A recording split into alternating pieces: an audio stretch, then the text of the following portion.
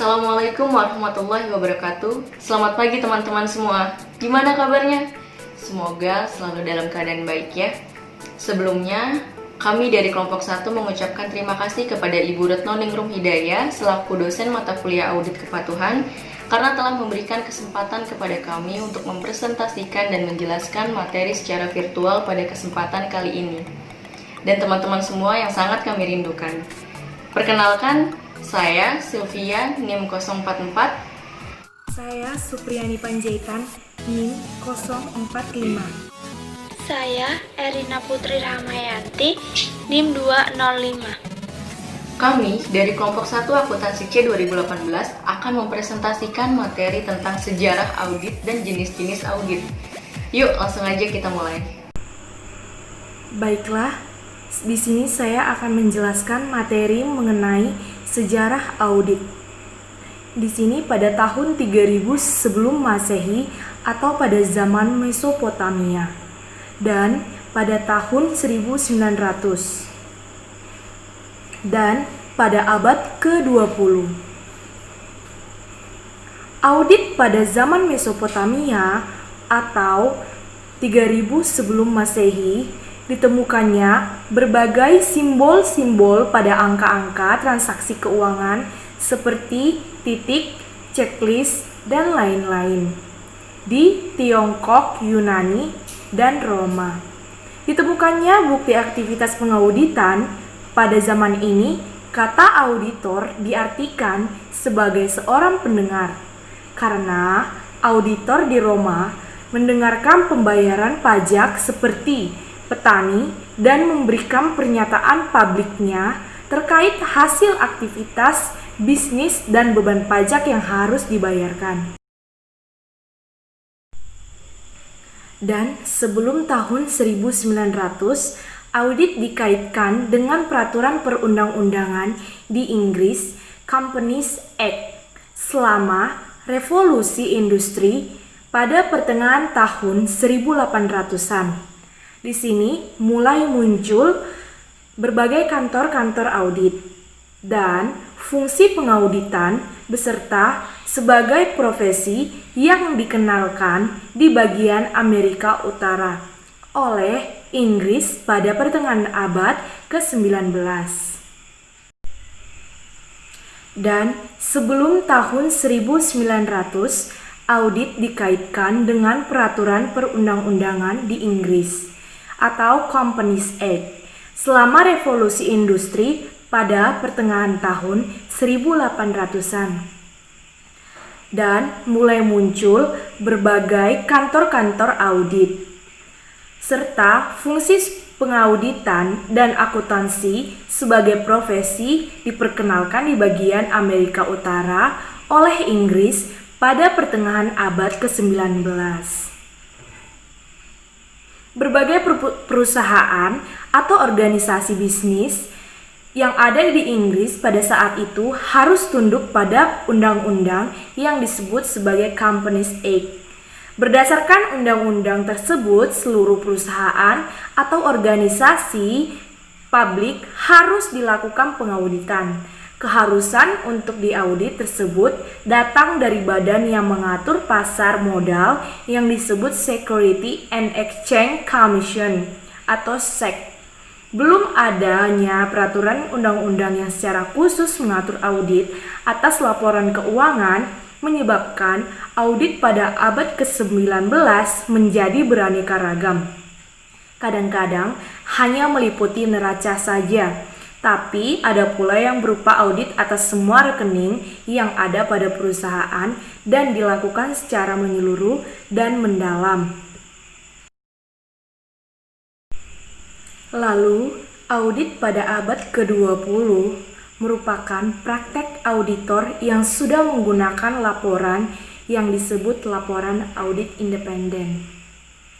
Pada tahun 1917, Federal Reserve Board menerbitkan Federal Reserve Bulletin yang berisi himbauan mengenai keharusan akuntansi yang beragam. Setelah adanya himbauan perlunya menggunakan akuntansi yang seragam, Profesi dengan cepat mengembangkan redaksi laporan yang umum digunakan melalui ACPA. Laporan hasil audit tidak lagi merupakan pekerjaan mengarang kalimat dalam laporan, melainkan merupakan proses pengambilan keputusan, sehingga audit sudah menjadi suatu proses pengambilan keputusan yang sudah mempunyai standar pada abad ke-20. Selanjutnya, kita akan membahas perkembangan audit di Indonesia.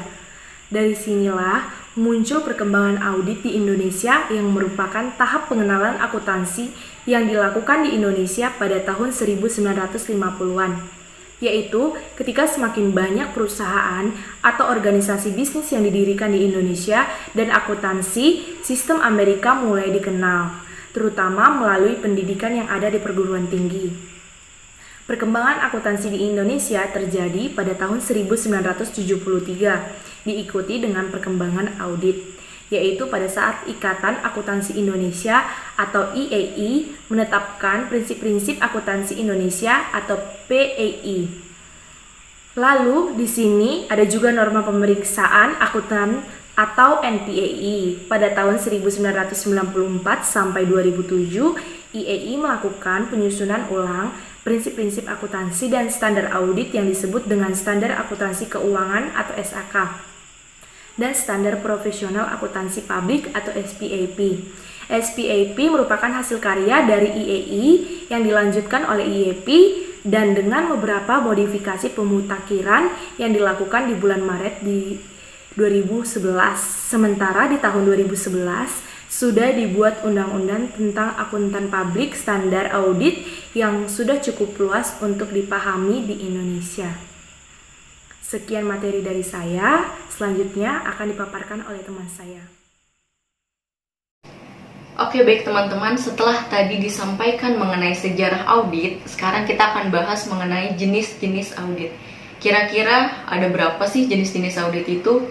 Lalu kenapa sih audit dibagi ke dalam beberapa jenis? Jadi seperti ini teman-teman, pembagian audit ke dalam beberapa jenis tujuannya ialah untuk menentukan tujuan atau sasaran yang ingin dicapai dengan adanya pengauditan tersebut. Pembagian audit dibagi menjadi dua kategori. Kategori pertama yaitu jenis audit ditinjau dari luas pemeriksaan, dan yang kedua yaitu jenis audit ditinjau dari bidang pemeriksaan. Audit dilihat dari luas pemeriksaan, dibagi menjadi dua jenis audit, yaitu yang pertama ada pemeriksaan umum atau general audit, yaitu pemeriksaan atas ikhtisar keuangan perusahaan untuk menentukan kelayakan penyajian ikhtisar keuangan tersebut sesuai dengan prinsip-prinsip akuntansi yang diterapkan. Contoh dari general audit ini ialah pemeriksaan dan pemberian opini atas kewajaran atau kesesuaian laporan keuangan yang dilakukan oleh auditor KAP terhadap kliennya atau perusahaan yang diaudit. Lalu yang kedua ada pemeriksaan khusus atau special audit. Nah, special audit ini merupakan pemeriksaan atas satu atau beberapa bagian saja dari ikhtisar keuangan perusahaan. Nah, contoh dari special audit ini yaitu pemeriksaan seberapa besar lapnya terjadi atas penerimaan piutang. Ditinjau dari bidang pemeriksaan. Pada kategori ini, audit dibagi menjadi 7 jenis, yaitu yang pertama ada audit operasional, lalu ada audit kepatuhan, audit laporan keuangan, audit sistem informasi, audit forensik, audit investigasi, dan yang terakhir ada audit lingkungan. Kita bahas yang pertama dulu, yaitu ada audit operasional atau manajemen audit. Audit operasional ini merupakan audit yang bertujuan untuk menilai efisiensi dan efektivitas prosedur dan metode operasi suatu organisasi atau perusahaan. Yang bertugas pada audit operasional ini merupakan auditor internal perusahaan. Lalu hasilnya yaitu rekomendasi perbaikan operasi yang ditujukan kepada manajemen perusahaan.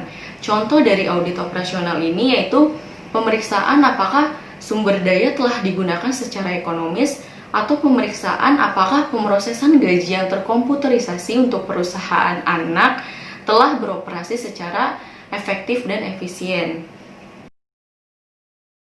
Lalu yang kedua ada audit kepatuhan atau compliance audit. Audit kepatuhan merupakan penilaian independen apakah subjek yang kita teliti telah memenuhi prosedur, kriteria, atau peraturan-peraturan yang berlaku. Yang bertugas pada audit kepatuhan ini yaitu auditor internal perusahaan serta BPK dan BPKP pada audit pemerintahan. Hasil dari audit kepatuhan ini yaitu untuk mengetahui tingkat ketaatan dan tingkat kepatuhan suatu unit kerja. Contoh dari audit kepatuhan ini yaitu menilai kepatuhan perusahaan atas perhitungan pajak atau menilai apakah pembelian atau penjualan telah dilaksanakan sesuai prosedur atau SOP yang telah ditetapkan perusahaan. Lalu yang ketiga ada audit laporan keuangan atau financial statement audit. Audit laporan keuangan ini merupakan penilaian independen untuk menentukan kesesuaian antara asersi manajemen atau laporan keuangan dengan kriteria yang telah ditetapkan. Yang bertugas pada audit laporan keuangan ini ialah auditor eksternal. Lalu hasil dari audit laporan keuangan ini yaitu opini auditor yang menunjukkan kualitas dari laporan keuangan suatu perusahaan dan disajikan dalam bentuk tertulis yaitu dalam bentuk laporan audit. Lalu contoh dari audit laporan keuangan ini yaitu audit laporan keuangan tahunan perusahaan oleh KAP atau akuntan publik. Audit sistem informasi merupakan pemeriksaan yang dilakukan oleh KAP terhadap perusahaan yang melakukan proses data akuntansi atau sistem aplikasi akuntansi yang berbasis komputerisasi.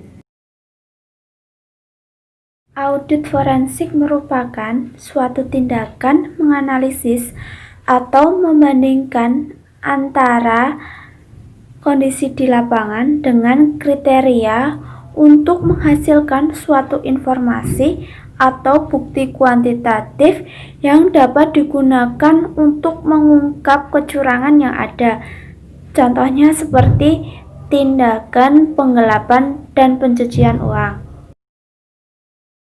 Audit investigasi merupakan pengadaan audit lanjutan atas temuan audit sebelumnya serta pelaksanaan audit untuk membuktikan kebenaran berdasarkan pengaduan atas informasi dari masyarakat atau pihak lain.